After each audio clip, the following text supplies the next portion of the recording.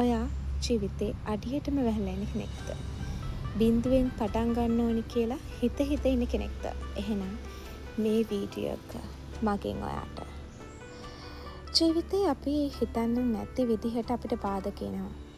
හැබැයි ඒ බාධකවලට අපිව පාගගෙන යන්න ඉඩ දුන්නොත් කවදාවත් අපිට ඒ බාධකේ පාගගෙන යන්න වෙන්නේ නැහැ. ඒ නිසා හොඳම දේ අපි ඒ බාධකය මැඩගෙන සටන් කරන එක. කන්සිස්ටන්ට්ලි වැඩ කරන එක.